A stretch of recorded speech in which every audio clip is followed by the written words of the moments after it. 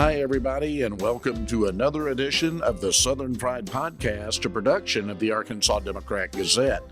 I'm Rex Nelson, senior editor of the Democrat Gazette, and we love to sit down with interesting people from around Arkansas with what's going on. And I recently had breakfast, got to write a column about one of the most interesting people I know right now, Arthur Orduña, who is the executive director of the Venture Center here in Little Rock. Arthur, welcome. Good to have you this morning. Good morning, Rex. Thank you so much for having me on. Yeah, it's great to have you. Thank you so much for joining us. Now, I have written through the years a number of columns about the Venture Center and what it does, but one thing you learn is to never assume that anybody has read my columns.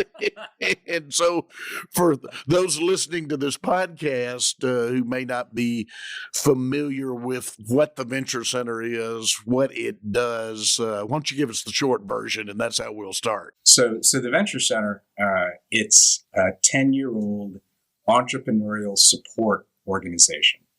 And what we do, our mission is to help startup founders, corporate innovators, small businesses accelerate their success.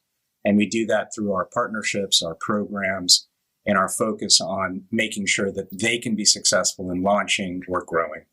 Because our vision is really tied to the growth of the state of Arkansas. Our vision is that we want to help be a part of raising entrepreneurship to leadership levels in the region and in the nation for Arkansas. Really, really exciting work. You're just around the corner from where we're recording this in the Democrat Gazette building that's going on. And I will get back to that in a minute, but really enjoyed when we visited and I wrote the column talking a little bit about your background. So I wanted to talk about that. Your parents moved from the Philippines to Des Moines, Iowa when you were very young. So you were raised in the American Midwest in Des Moines. Absolutely. I mean, I'm an Iowan. Yeah. It's the best way to think about it. We emigrated, you're right, in 1969 from the Philippines.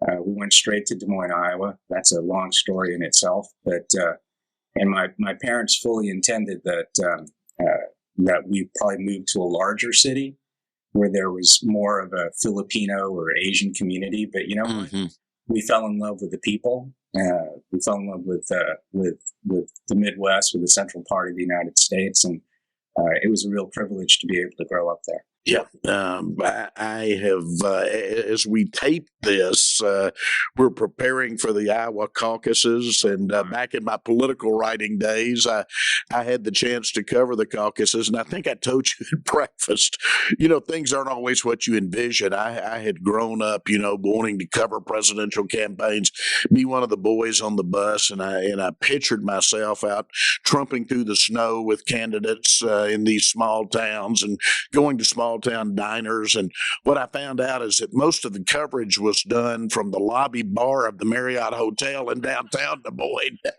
It's basically political reporters and columnists sit around and talk to each other. That's exactly right. I've been sitting there at the end of that bar listening to y'all having that conversation and giving each other stories. Yeah. Now, one of the things that we hit off, I know, is that you have some journalism background in your varied career, and you told me you went to college wanting to be a playwright. Is that correct? Yeah, I went to college actually. I started off thinking that I would be going into math, engineering, physics. But I ended up falling in love with writing and specifically with theater, and so I thought I was going to be the next great American playwright. Problem is, you have to have talent to do that. Yeah, yeah. Not just wanting to do it, but I ended up really, really admiring the craft of writing, and really understanding that it's something that you've really got to learn and you got to work at. So. One of the first job opportunities I had after schooling was the chance to start doing some writing for a weekly newspaper in Des Moines. And even though I'd grown up there, I think one of the things I told you is just when you're on that side, you start to learn more about the city and about the place in a very, very different way, because you're hearing stories of people, right? And I love that about working on the paper. Mm-hmm. What were some of the things that you wrote about, some of the things that you covered during that part of your early career? Well, we literally covered everything. So definitely the caucuses.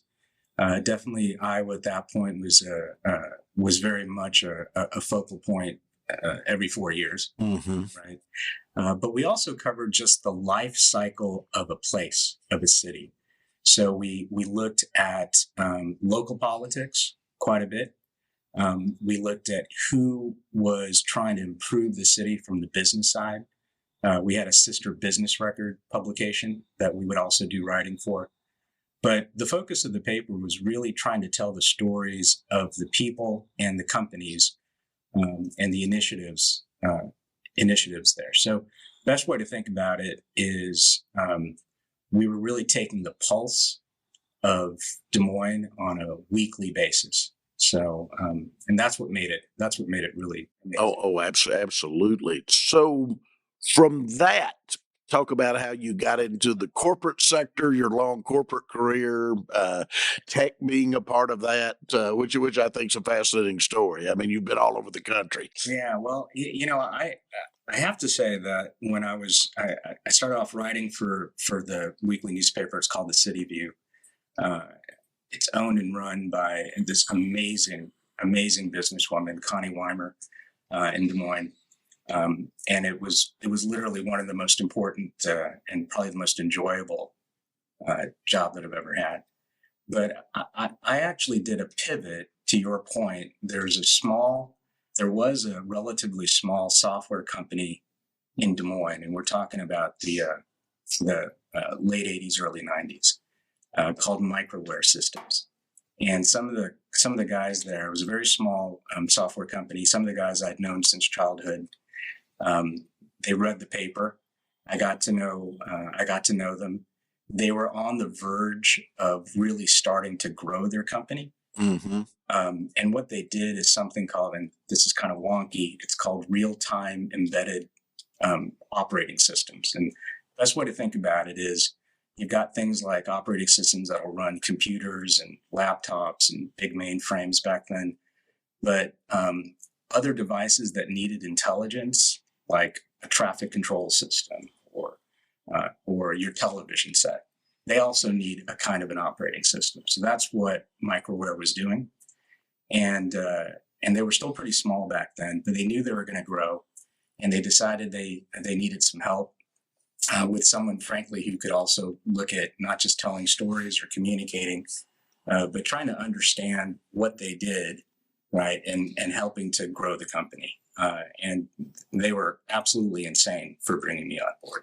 But so I did a pivot from running the paper to becoming a software product manager, not really knowing what the heck that was. Mm-hmm. Learning on the job. I literally learned on the job. I spent that first week going, what the heck am I doing here? And expecting, Ken, who is the founder, to tap me on the shoulder at any given point and say, hey, you know what, Arthur? Sorry about this. I think we made a mistake. Yeah. But you stick at it, you learn, and ended up actually helping to be a part of the team that grew that company. We grew it pretty large. We ended up doing an IPO, took it public, and then I ended up getting hired and we grew to be about maybe the 5th largest software company in that part of that segment of real-time software. I got hired by the 2nd largest company, who was based out in California, in the Bay Area, called ISI. And so my wife and I and our 2 little kids at that point, my wife's a 5th generation Iowan, decided to pack our bags and drive out to Silicon Valley. at the end of the 90s when it was a boom town. What a change that must have been from Iowa. It was a huge change, and the Silicon Valley at that point. This was before the big internet bubble bust, before the software bubble bust. Was a place where literally I tell you, Rex, there was a joke going around that if you drove into the wrong parking lot of a company, there'd be somebody out there trying to hire you. Try to before you got out of the car. Yeah, stay here. Exactly. Yeah. It didn't matter what you were doing, but it was an incredible environment at that point. But we always came back to Iowa like every summer, right? Was also the thing. But it was a great learning experience. I ended up working for ISI. We ended up purchasing another company.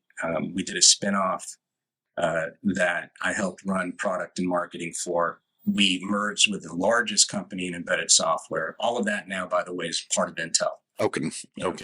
20 plus years later. And that kind of kicked off working for larger companies, being focused on technology and product. But this was always tech that was focused on the consumer side of things.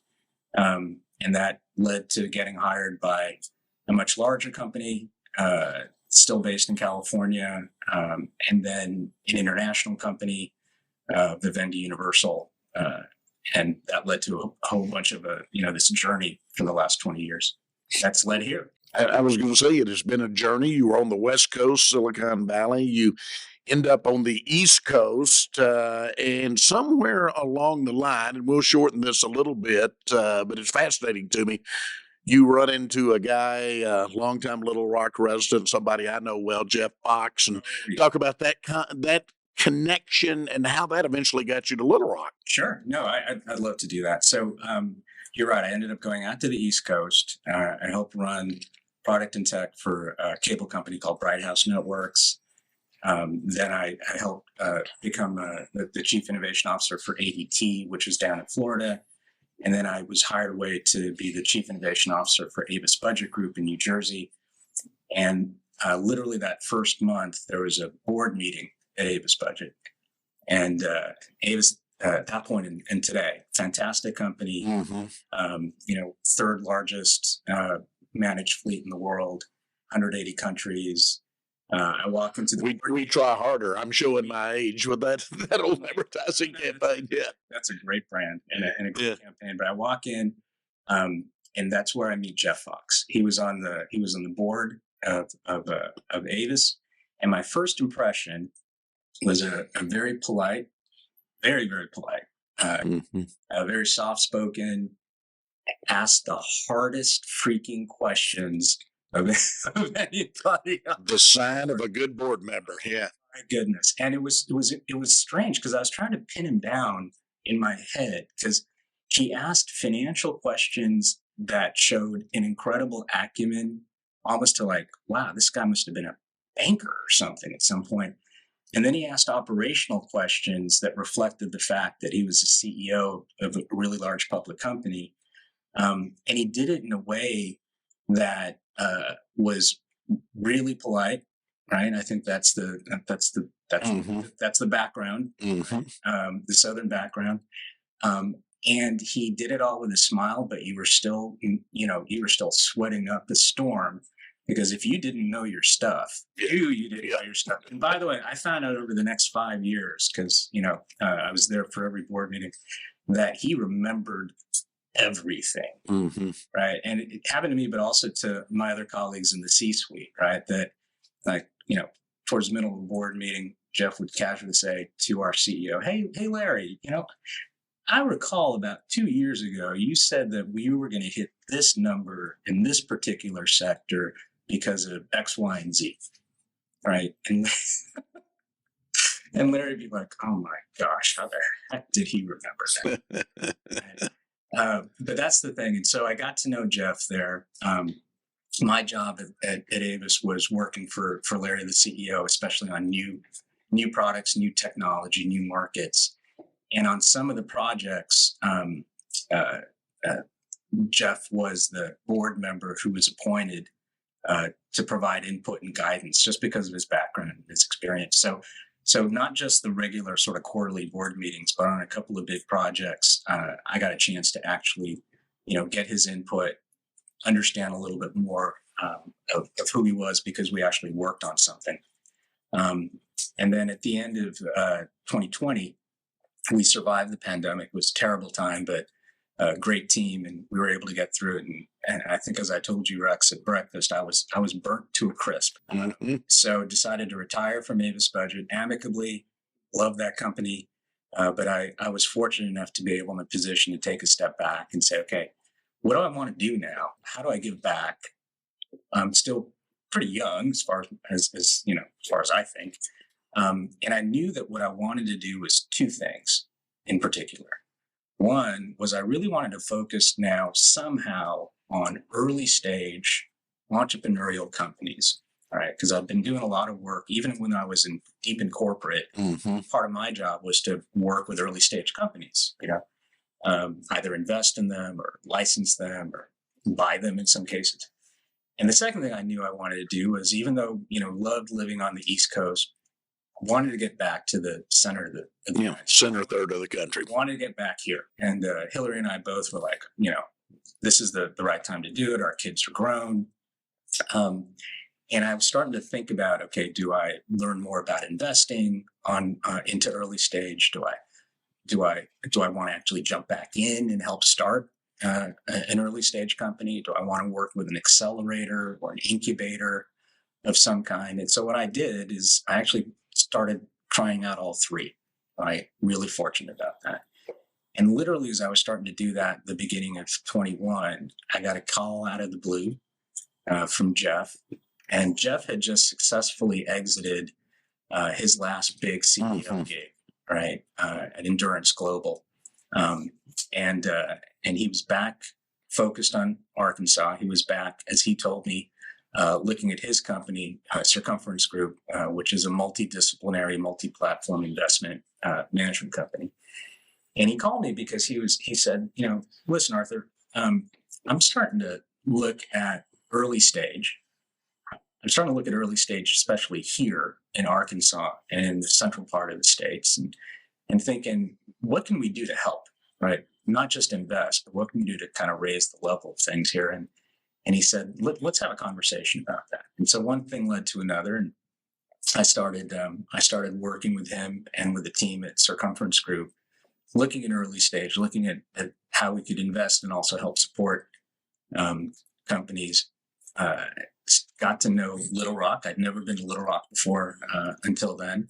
Really got to like it. Mm-hmm. And then last year, as a part of that process, also got to know the Venture Center. Right.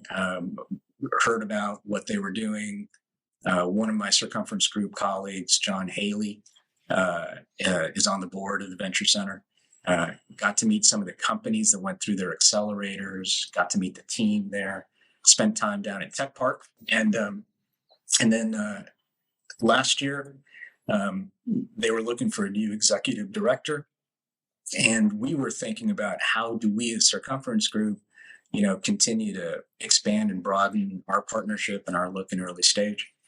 And one thing led to another, and we decided to create a partnership between, to support the Venture Center at Circumference Group. And as part of that too, I leaned in, and I was fortunate enough to have the board and James Hendren and Jay and Millie and all those folks decide to ask me to see if I wanted to take on that challenge of joining a really great team, and that was literally a year ago.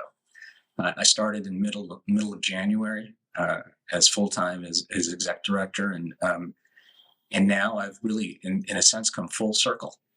Started off with a small business, right, with a weekly newspaper. Started off joining a software startup company from the inside out, and in the center of the United States, and almost 30 years later, here I am, Rex, with you. We're glad you are. Talk a little bit about your impressions of Arkansas, the business environment here, the technology sector here, and where you see the future, because the Venture Center is not just Little Rock. It's regional, it's national with the accelerators you have. But my focus is on Arkansas as a state. So a little bit about where you see the economy of this state going and the role the Venture Center can play in that. Yeah, I think it is tied to the mission of the Venture Center, because we're a not-for-profit that is focused not on like an end deliverable, right? But instead on the continued improvement and continued economic benefits generated for the state. So what are those sectors? What is the technology? What are we looking at, right? And I think a lot of your listeners are probably already familiar with some of the strengths of the state, right? When we think about retail, next generation logistics, supply chain, 3PL transport, Arkansas plays a significant, and especially Northwest Arkansas. But when we also think about, finance, and not just traditional finance, but next generation financial technology, bank tech, things that are being driven by digital innovation, fintech began here. So what led to FIS, which is now a global leader in financial technology services, started right here in Arkansas. Right? Go back to the old Systematics, the Stevens Incorporated investment into them. I've written about it. I love the history of that. Yeah. The best way to think about it is not just a vertical segment of finance. It's a horizontal platform, because I challenge you to think of any industry, any sector, or any company that does not have a financial element to it. It's the same when you think about data and security. Probably the third area is, I think that there's a strong both defense support segment and industry here in Arkansas. It doesn't get as much, I think, outside exposure as it could, but that's at the growth of that, or at the core of that for its growth, is a lot of expertise in cybersecurity, expertise in data and in IT. And all of that, I think, just waiting to be leveraged and channeled into new initiatives. I think the fourth area that everybody is also aware of is obviously, Arkansas is an agricultural, core and center. And also in terms of natural resources, last 50 years of providing critical minerals through companies like Albemarle, et cetera. But that's also an area that's also exciting in terms of growth. So that's an area, for example, specifically with critical minerals. When you start talking about critical minerals for the future of not just multiple industries, but also for the safety and security of our country, where we need to take a leadership position. We need to take it away from China. So we want about it. You start thinking about a critical mineral like lithium. Well, I'm not sure how many folks here on your listeners realize that we have the potential to be a global leader, not a national leader, a global leader in being able to provide battery quality lithium for batteries that will power not just electric vehicles, but power multiple industries and applications. I got excited back in the spring of last year when the Wall Street Journal broke the story that ExxonMobil was moving into that segment and moving into Southwest Arkansas.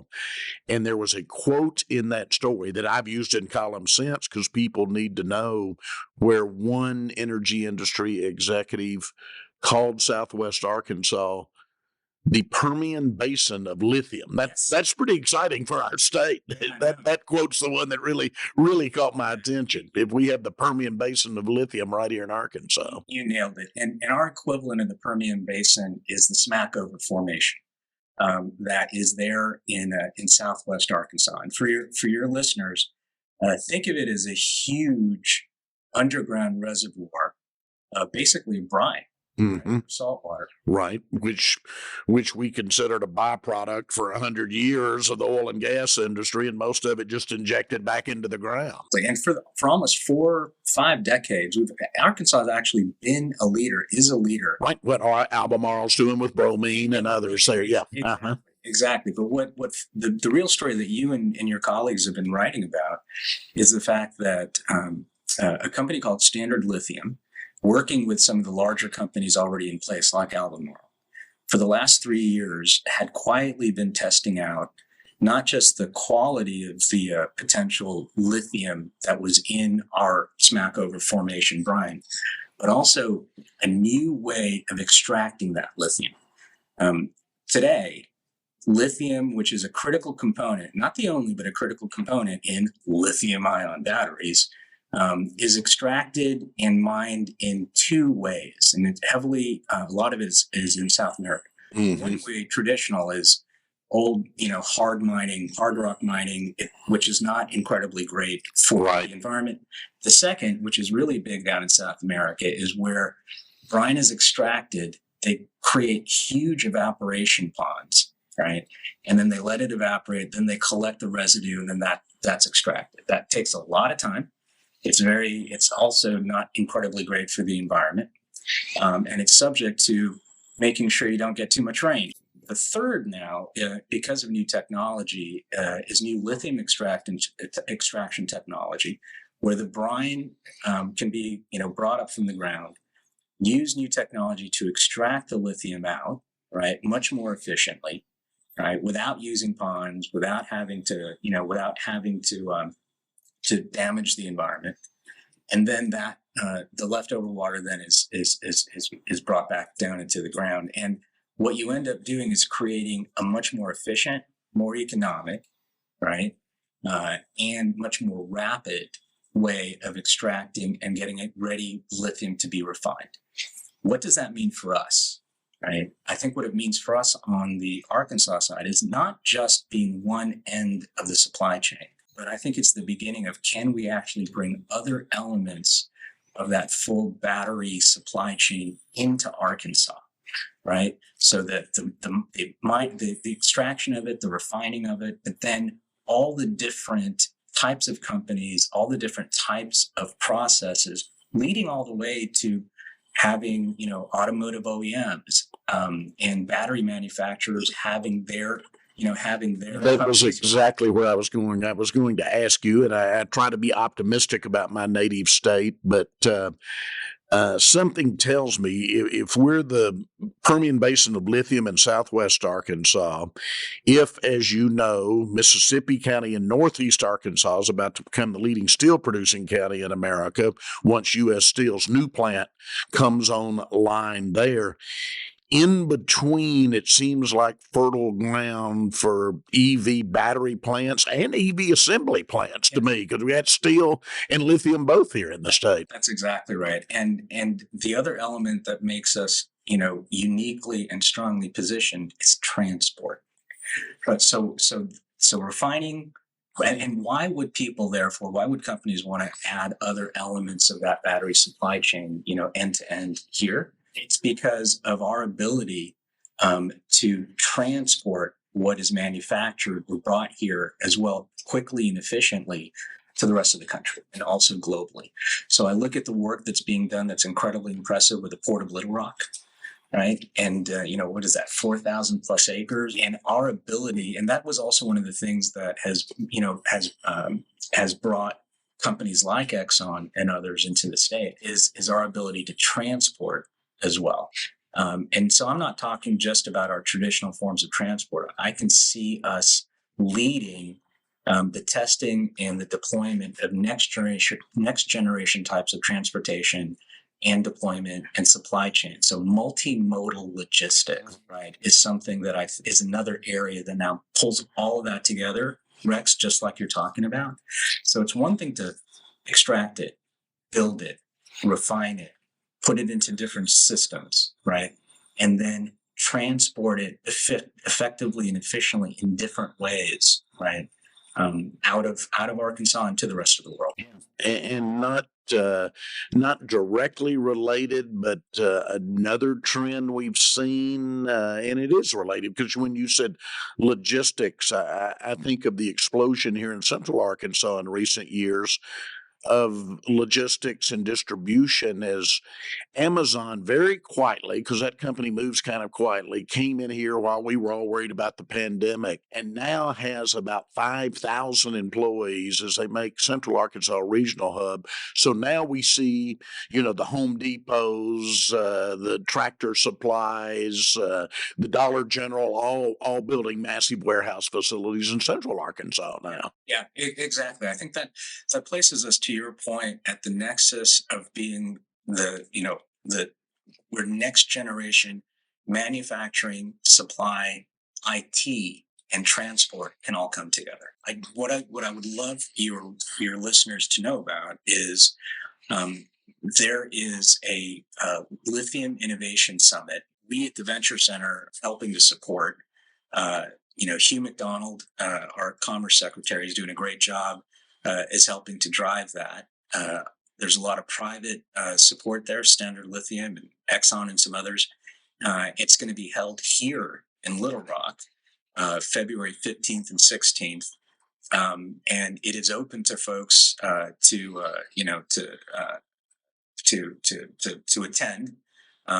And happy to make sure that you all and your listeners have the information to it. But it's going to be a 2-day session. Governor Sanders is kicking it off, and then we're bringing in even global experts. But it's all with a focus on what is the potential here? How do we actually really develop that potential? And what the stuff I'm blathering about, end-to-end supply chain, what does that really mean, and what does that look like? And we'll be touching not just on the technology side of it, but also the capital side of it. We'll have folks from, state officials and local government officials, even at the county municipal level, talking about what this means to the state and to their particular constituencies, and all kind of kicking off what could be a really amazing, next couple of decades of growth. And I want to emphasize that this is critical, not just economically. This is critical from the defense of the country. This is critical to maintain our leadership position. All right. So for all of those reasons, I hope to see a lot of your listeners, attending this, and you too.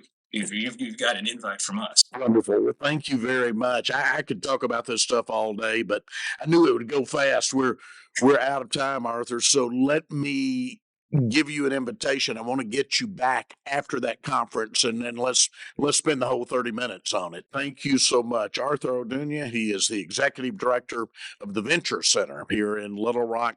Thank you for joining us for another edition of the Southern Fried Podcast, a production of the Arkansas Democrat Gazette.